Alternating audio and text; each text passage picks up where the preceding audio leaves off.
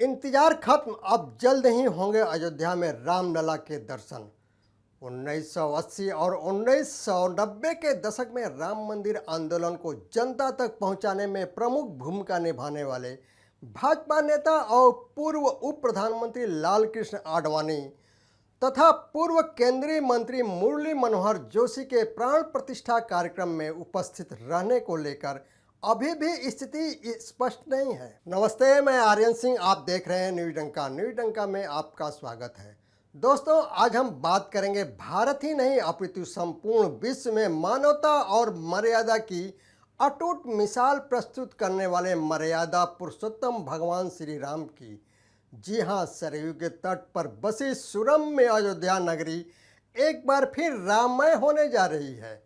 एक लंबे अरसे के संघर्ष के बाद अंतोगत्वा भारतीय सनातन संस्कृति की जीत साकार होने जा रही है।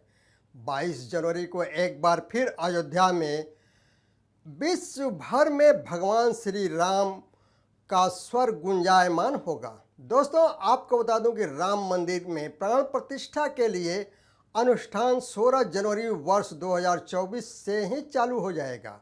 1990 के दशक की तरह एक और राम रथ यात्रा गुजरात से अयोध्या के लिए निकलेगी। यह यात्रा प्राण प्रतिष्ठा के कार्यक्रम से 2 दिन पहले अयोध्या पहुंचेगी। इस यात्रा की प्रेरणा 1990 की आडवाणी की राम रथ यात्रा से ली गई है, जो कि सोमनाथ से अयोध्या के लिए निकाली गई है।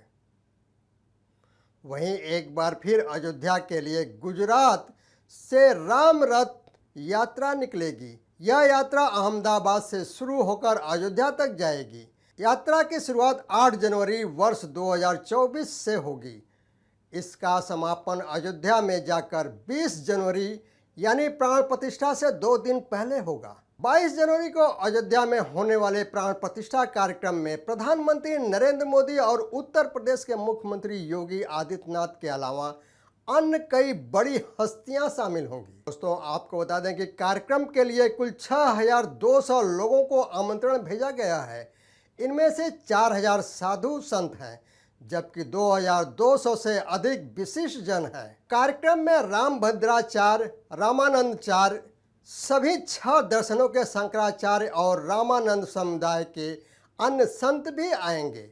वहीं बौद्ध गुरु दलाई लामा, जैन मुनि रविंद्राचार्य, सिखों के प्रमुख गुरुद्वारों के संत महात्मा और बाबा रामदेव तथा माता आनंदमयी जैसे साधु संत भी कार्यक्रम में शामिल होंगे। इस कार्यक्रम में स्वामी नारायण संप्रदाय और आर्ट ऑफ लिविंग के लोगों को भी बुलाया गया है। इसके अलावा उन पत्रकारों को भी न्योता भेजा गया है जो 1984 से बाबरी के गिरने तक मामले की रिपोर्टिंग कर रहे थे। साथ ही समाज के अन्य प्रभावशाली व्यक्तियों, कारोबारियों और वैज्ञानिकों आदि को भी बुलावा भेजा गया है। बाबरी के गिराए जाने के समक्ष अयोध्या में मौजूद रहे पुलिस अधिकारियों को भी बुलाया गया है। राम मंदिर आंदोलन में बलिदान हुए लोगों के परिजनों को भी आमंत्रण भेजा गया है। दोस्तों, आपको बता दूं कि प्राण प्रतिष्ठा के लिए पूजा 16 जनवरी वर्ष 2024 से ही चालू होगी और प्राण प्रतिष्ठा का शुभ मुहूर्त 22 जनवरी को दोपहर 12 बजे होगा। यह पूजा अगले 48 दिनों तक चलती रहेगी। यहां आने वाले विशिष्ट मेहमानों के लिए कार सेवकपुरम में रुकने की व्यवस्था हो गई है। अयोध्या के लिए गुजरात से एक बार फिर राम रथ यात्रा निकलेगी। यह यात्रा गुजरात के अहमदाबाद से शुरू होकर अयोध्या तक जाएगी। यात्रा की शुरुआत जनवरी वर्ष 2024 को होगी। इसका समापन अयोध्या में जाकर 20 जनवरी यानी प्राण प्रतिष्ठा से 2 दिन पहले होगा।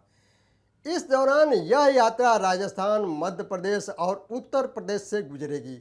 यात्रा के समापन पर अयोध्या में 51 लाख का चढ़ावा चढ़ाया जाएगा। दोस्तों, राम मंदिर में प्राण प्रतिष्ठा को लेकर श्री राम जन्मभूमि तीर्थ क्षेत्र ट्रस्ट के महासचिव संपत राय ने बताया कि लालकृष्ण आडवाणी और मुरली मनोहर जोशी को उनके स्वास्थ्य को लेकर प्राण प्रतिष्ठा समारोह में आने से मना किया गया है, लेकिन ये कार्यक्रम में शामिल होने की लगातार जिद कर रहे हैं।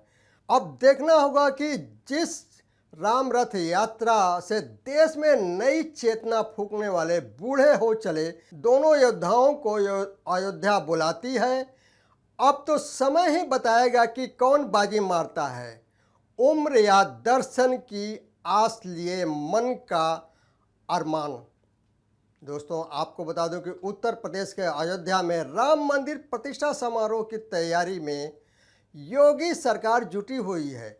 आदित्यनाथ सरकार ने अयोध्या में सुरक्षा उपाय मजबूत करने के लिए कारगर कदम उठाए हैं।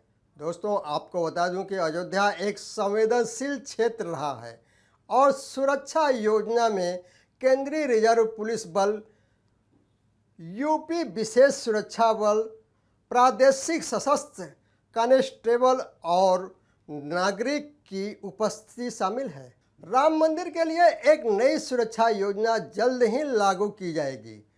पूरे क्षेत्र में चेकिंग पॉइंट और सीसीटीवी कैमरे स्थापित किए जाएंगे। ड्रोन को निर्दिष्ट क्षेत्रों में बिना अनुमति के उड़ान भरने पर प्रतिबंध किया जाएगा। नदी सुरक्षा भी बढ़ाई जाएगी, जिससे नदी तटों पर बेहतर सुरक्षा सुनिश्चित होगी। दोस्तों, आपको बता दें कि उद्घाटन के दौरान जिले की 37 सरकारी व गैर सरकारी जमीनों पर पार्किंग की व्यवस्था की जाएगी। कार्यक्रम में आमंत्रित लोगों के लिए व्यवस्थाएं सुव्यवस्थित की जाएंगी और मार्गों के डायवर्जन की जानकारी विभिन्न माध्यमों से दी जाएगी। वहीं दूसरी ओर सुरक्षा कारणों से 22 और 23 जनवरी को भारी वाहनों की सिटी सेंटर से दूर डाइवर्ट किया जाएगा।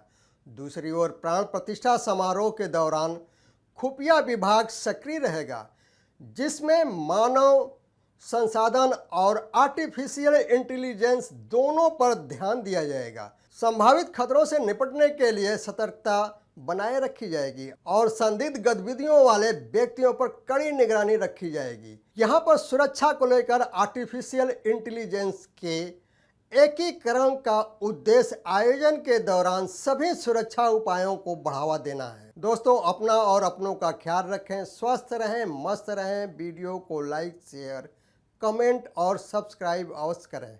धन्यवाद।